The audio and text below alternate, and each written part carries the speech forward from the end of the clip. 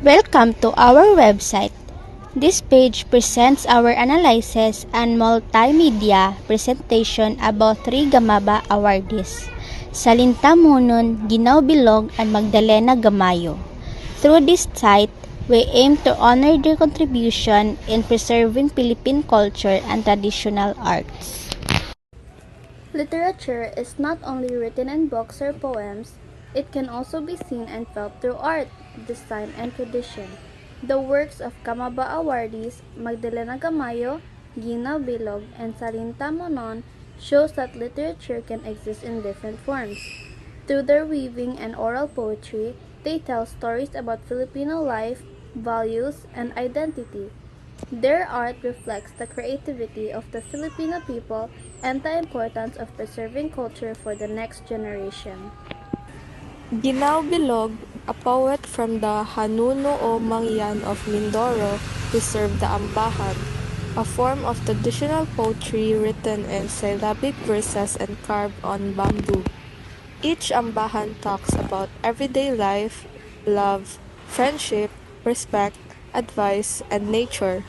The ambahan is simple but meaningful. It uses rhythm and repetition, making it easy to memorize and share orally.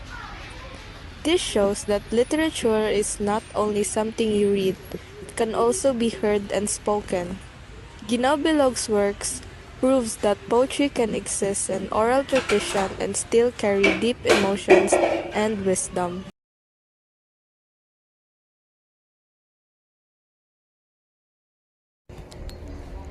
Magdalena Gamayo, the Abel Ilocos Weavings. Magdalena Gamayo is known for her mastery in weaving Abel Ilocos, a traditional cloth from Ilocos. Her famous design, Sinan, Binakol, Inoritan, and Corsicos, each have symbolic meaning. The Binakol pattern, for example, creates an optical illusion that looks like it's moving, showing how creative and skilled Ilocano weavers are. Corsicos, which mean whirlwind, represent strength and continuity in life.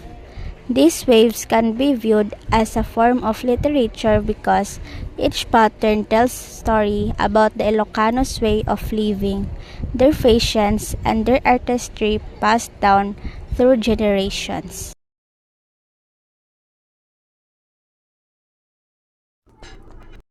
So how their works reflect Filipino values, identity, and tradition. Salinta Monon, her weaving shows hard work, dedication, and respect for tradition, symbolizing Filipino perseverance and pride in heritage.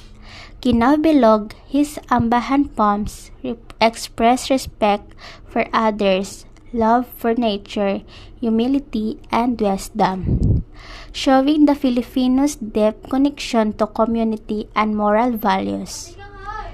And lastly, Magdalena Gamayo.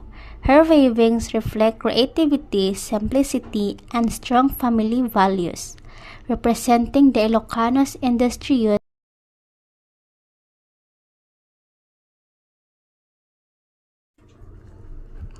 So, the connection between literature and cultural preservation, their works prove that literature and art are powerful tools for preserving culture. Weaving of Salinta and Magdalena is a visual form of storytelling. It records history and identity through colors and patterns. While ambahan poetry, Ginaw Bilog is an oral literature that keeps the language, philosophy, and moral teaching of the Mangyan people alive. All three shows that literature, whether spoken, written, or woven, protects tradition from disappearing. Through their dedication, these Gamaba awardees ensure that Filipino culture continues to live and inspire future generations. In conclusion, the works of Magdalena Gamayo, Ginaw Bilog, and Salinta Munon prove that literature is not only written with words, it can also be woven, carved, and spoken. Their creators are living examples of how art can tell stories, express emotions, and preserve culture. Through their weaving and poetry, they remind us that Filipino literature lives in our traditions, our art, and our everyday lives.